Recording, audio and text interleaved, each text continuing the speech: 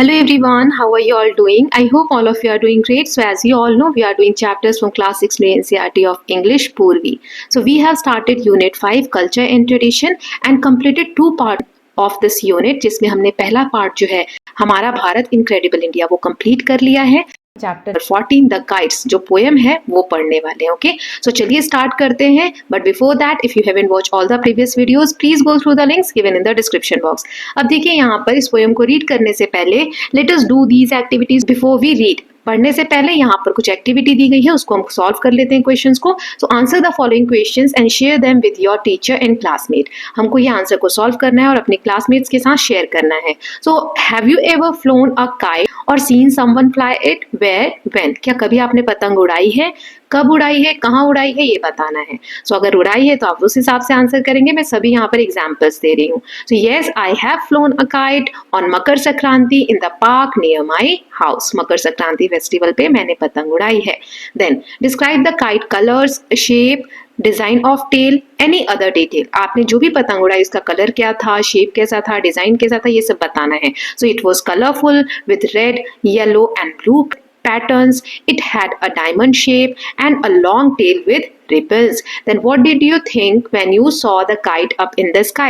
जब आपने देखा कि पतंग ऊपर उड़ रही है तो आपके मन में क्या चीज आ रही थी? So I thought it looked like a bird flying freely and beautifully in the wind. मुझे ऐसा महसूस हुआ जैसे मानो हवा में कोई चिड़िया उड़ रही हो पतंग को उड़ता हुआ देखकर। Okay, now next question is search the internet for videos on kite festivals and watch them with your teacher and classmate. आप नेट पे देखेंगे ना तो आपको बहुत से काइट फेस्टिवल्स पता चलेंगे। पता करके कमेंट सेक्शन में बताइए और इस बेसिस में हमें क्वेश्चन आंसर करने हैं। सो पहला है share the things with your teacher that you saw and what the people were doing. तो आप देखेंगे कि उसमें हर लोग फेस्टिवल में कुछ ना कुछ कर रहे होंगे तो आपको शेयर करना है। जैसे people were flying kites of different shapes and colours, participating in competitions and enjoying music. Then would you like to participate in this kind of festivals and why? आप ऐसे फेस्टिवल्स में क्या पार्टिसिपेट करना चाहेंगे और क्यों करना चाहेंगे ये भी बताना है। तो yes, because it is fun, exciting and a great way to celebrate together. Then what kind of kite would you like to fly? किस तरीके की काइट आप उड़ाना चाहेंगे? So I would like to fly a big colorful kite with a long tail. Okay, now next देख लेते हैं। Look at the picture and complete the sentences, share your responses with your teacher. इस box में जो word दिए हैं इनकी help से हमें फिल इन द ब्लैंक्स करने हैं। ये जो गर्ल यहाँ पे पतंग उड़ा रही है इस इमेज की बेसिस पे क्वेश्चंस हैं। जैसे पहला है I can see birds, kite and sky in the picture. इस पिक्चर में हमें चिड़िया दिख रही है, पतंग दिख रही है और स्काई यानी आसमान दिख रहा है। Then the weather in picture is windy, हवा चल रही है। विंडी मतलब जैसे हवा चल रही होती है ऐसा मौसम हो रहा है ना। देखो पतंग उड़ रही है अच्छे से, जो गर्ल है उसके हेयर भी, बाल भी एक तरफ को उड़ रहे हैं ना। इसका मतलब क्या है कि हवा इस तरफ को चल रही है। Then the kite is flying high in the sky, पतंग बहुत ऊंची उड़ रही है आसमान में। Then the child is looking from below, बच्चा जो है या लड़की जो है ये नीचे से देख रही है पतंग को, है ना। The tail of the kite has ribbon, पतंग की जो टेल है, पूंछ है नीचे की तरफ, उसमें रिबन्स लगे हुए हैं, राइट। नेक्स्ट है नाउ थिंक एंड आंसर। अब कुछ क्वेश्चंस हैं इसको हमें आंसर करना है। List two more things that you want to add to the picture. जो पिक्चर अभी हमने ये वाली देखी इसमें कौन सी दो चीजें हम और ऐड कर सकते हैं? सो क्लाउड्स और सन, एक सूरज होना चाहिए, एक बादल भी हम ऐड कर सकते हैं, right. If I were the child I would feel happy and excited. मैं बच्ची होती और इस तरीके से पतंग उड़ा रही होती तो मैं बहुत हैप्पी और एक्साइटेड फील करती। आप कैसा फील करते वो आप फील करेंगे और कमेंट सेक्शन में भी प्लीज टाइप कीजिए। Okay, now if I were the kite I would fly high and enjoy the wind. अगर मैं पतंग होती तो मैं भी ऐसी बहुत ऊंचाई पर उड़ती और जो हवा चल रही है उसको महसूस करके बहुत ही खुशी के साथ एंजॉय करती। ओके, सो अब पोएम रीड करते हैं। Up in the air C the kites fly like coloured birds in the wind whipped sky. So wind whipped sky मतलब होता है हवा से भरा हुआ आसमान। ऐसा लग रहा है आकाश में बहुत तेज हवा चल रही है और कभी ये कहना चाहती हैं कि पतंगे आकाश में ऐसे उड़ रही हैं मानो रंग बिरंगे पक्षी उड़ रहे हों। जैसे चिड़िया रंग बिरंगी उड़ती है तो ऐसा ही पतंग को देखकर फीलिंग आ रही है कि जैसे चिड़िया रंग बिरंगी आसमान में आराम से उड़ रही हो और हवा इतनी तेज चल रही है जिसके कारण पतंगों को कोई प्रॉब्लम नहीं हो रही है और आसमान में आराम से लहरा रही है ना। फिर दूसरा पैराग्राफ पैराग्राफ है, I wish I were small and light as air, I would climb on a kite and sail up there. So sail मतलब होता है उड़ना या तैरना, है ना। सो यहाँ पर कवि एक कल्पना कर रहे हैं, इमेजिनेशन कर रहे हैं। आई विश, वो इच्छा कर रहे हैं कि काश वह भी छोटी होती और हल्की होती हवा की तरह। तो जैसे हवा इतने ऊंचे आकाश में एकदम आराम से बह रही है, तो वो भी पतंग पर क्लाइम मतलब चढ़ जाना। सो वो भी पतंग पर चढ़ जाती और वही पतंग के साथ ऊंचाई पर एकदम लहराती रहती या उड़ती रहती या तैरती रहती, जैसे कि पतंग इतनी ऊंचाई पर लहरा रही है या उड़ रही है। Okay, then I would drift upon the paper wings and hear the songs that the wild wind sings। अब जब इतनी ऊंचाई पर वो चढ़ जाती, उसके बाद कवि क्या कह रही हैं कि जब वो इतनी ऊपर चढ़ जाती तो पेपर विंग्स यानी कागज के पंख लगाकर और वो वही पतंग की तरह लहराती रहती, और जो हवा इतनी तेज चल रही है और गाने गुनगुना रही है, गाने गुनगुनाना मतलब कि जो हवा चलती है एक आवाज आती है ना, उसको यहाँ पर कवि ने गाने से तुलना की है। सो गाने जो हवा सुनाती है वो वहां आराम से उड़ते हुए सुनती रहती। फिर है what fun it would be to look right down over the park and the rooftops of town। अब कहती है कि जब वो इतनी ऊपर होती तो कितना फन होता, कितना मजा आता नीचे देखने में। क्यों? क्योंकि हमें सारे पार्क ऊपर से बहुत सुंदर दिखते और सभी घरों की छत दिख रही होती है ना, और उनको देखकर कवि को कितना अच्छा लगता उसके बारे में यहाँ पर बताया गया है। Then next is the people below would stand and stare and wish they were me high in the air। और वो कहती हैं कि जो नीचे लोग खड़े हैं वो ऐसा फील करते, मुझे ऐसे देखते वहां से खड़े होके कि काश मैं भी इसकी तरह हल्का होता या हल्की होती, तो वहां इतनी ऊंचाई हवा में वो भी पतंग की तरह उड़ रहे होते। तो ऐसा वो लोग फील करते। ये किसकी कल्पना है? कवियत्री की। तो ये प्यारी सी पोयम आखिर लिखी किन्होंने है? तो इनका नाम है डैफ्ने लिस्टर। ओके, सो इस कविता में कवि यह कल्पना करती हैं, इमेजिनेशन करती हैं कि वो हल्की होती, छोटी होती तो पतंग पर चढ़कर आसमान में उड़ती, वह पतंग के कागजी पंख पर बहते हुए हवा की आवाज सुनती और नीचे से पार्क और शहर की छतों को देखती।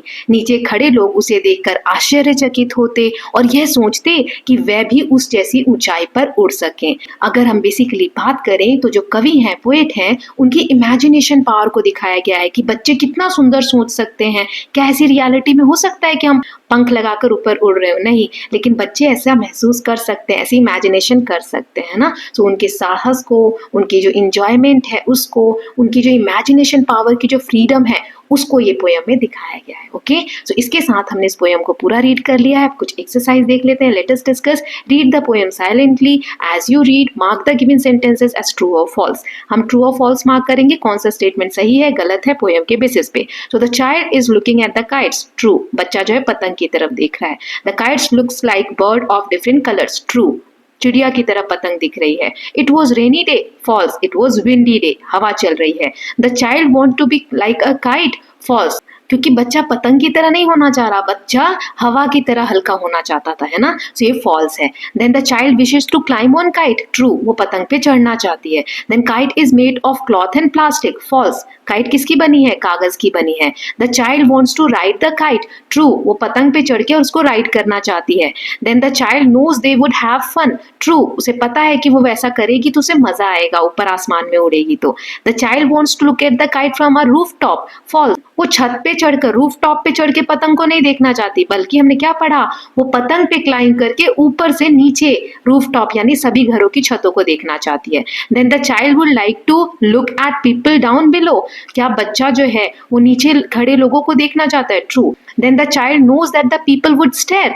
यस, उसे पता है कि लोग नीचे से घूरेंगे, देखेंगे कि काश हम भी ऐसे उड़ पाते ऊपर, है ना। Then next is complete the following sentence. अब हमें पोयम के बेसिस पे इन्हें कंप्लीट करना है। The poet says that kites are like coloured birds. See the kites fly like coloured birds in the sky. So the kites have been compared to birds. यहाँ पे kite को किसके साथ कंपेयर किया गया है? देखो डार्क से लिखा है लाइक कलर बर्ड्स, तो ये क्या है? बर्ड्स की तरह, है ना। सो यहाँ पे बी लिखा है IRDS, आप फिल कर देंगे। Because they fly in the sky, क्योंकि जैसे पतंग ऊपर उड़ रही है तो किसकी तरह पतंग उड़ रही है? चिड़िया की तरह, इसीलिए उसको कंपेयर किया गया है चिड़िया के साथ। Then the child wishes to be like air, बच्चा जो है हवा की तरह होना चाहता है। I wish I were small and as light as air, क्यों?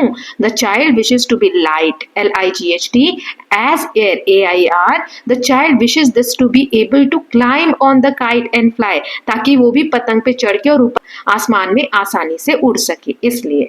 Then now, the poet uses simile in A and B to compare the kites with colored birds and the quality of being light as air. The poet uses like and as to compare. देखो, यहाँ पर हमने पतंग को चिड़िया के साथ compare किया, खुद को हम कह रहे हैं हल्का होना है, किसकी तरह? एयर की तरह, हवा की तरह, तो हवा से कंपेयर कर रहे हैं। तो जब ऐसे कंपेयर करते हैं किसी चीज के साथ तो उसको बोलते हैं सिमिली, उसके लिए लाइक, एज ऐसे वर्ड्स यूज करते हैं। So, do you think that the use of simile in this poem helps us imagine better when we read the poem? Share your thoughts with your teacher and classmate. So, जो ऐसे simile use हुए हैं, compare किया गया है, तो इससे आपको क्या लगता है? पोएम को इमेजिन करने में, कल्पना करने में हमें आसानी हुई है? क्या लगता है आपको? आंसर करना है। So yes, the use of similes help us imagine the poem better. अच्छे से इमेजिनेशन में हमें हेल्प मिलती है। Comparing kites to coloured birds and being as light as air makes the imagery more vivid and relatable. इससे हम और ज्यादा रिलेट कर पा रहे हैं पोएम को, है ना। Then next is find a set of words from the poem that begins with the same consonant sound. देखो, हर पैराग्राफ में कुछ ऐसे वर्ड्स हैं जो एक ही लेटर से स्टार्ट हुए, एक ही जैसा साउंड करते हैं, तो वो आपको बताने हैं। तो स्टेंजा 1 पहले पैराग्राफ में W वर्ड से है, विंड, विप्ड, ये साथ में यूज हुए हैं, पोएम में देख सकते हैं। Then which consonant sound do both words begin with, किससे स्टार्ट हुए हैं? W से, है ना। देन स्टेंजा 3 में फिर से W से स्टार्ट हुए हैं। कौन कौन से वर्ड है वहां पे? Wild, wind. Then which consonant sound do both words begin with? W से स्टार्ट हुए। बॉक्स में आप W लिख लेंगे। Then this is called alliteration. Alliteration बोलते हैं इसको हम। For example, big, bright, blue, bag. So big, bright, blue, bag, ये सारे B से स्टार्ट हुए हैं, ब से, है ना। सो इसीलिए इसको हम क्या बोलते हैं? एलिट्रेशन। ऐसे फनी, फैन, तो फनी और फैन दोनों F से स्टार्ट हुए हैं, तो इसे भी हम बोलते हैं एलिट्रेशन। अब ऐसे आगे यहाँ दिया हुआ है, create 4 other sets of words using alliteration. 4 और ऐसे क्रिएट करने हैं, जैसे big bright balloon, fast flying fires, sweet soft song, jumping joyful Jack, है ना। एक ही कॉन्सोनेंट से सारे हमने स्टार्ट किए हैं वर्ड्स हर 4 पार्ट्स में। Then in the last stanza the 2 words that poet repeats are high, high, to tell us that the kite is flying very high. High, high word लास्ट वाले स्टेंजा में 2 बार पोएट ने use किया, ये दिखाने के लिए कि पतंग बहुत ऊंचाई पे उड़ रही है ना। So with this students we are done with part 1 of this poem. इस पोएम को हमने पूरा रीड किया, अच्छे से समझा और इसकी कुछ एक्सरसाइज कंप्लीट कर ली है। बाकी की एक्सरसाइज को हम नेक्स्ट पार्ट में कंप्लीट कर लेंगे, उसके साथ ये चैप्टर भी कंप्लीट हो जाएगा। Okay, so I hope you are loving these videos and watching all the previous one. If you are doing so, please like and share it and don't forget to subscribe Kalyan TV channel for more such videos. Thank you so much.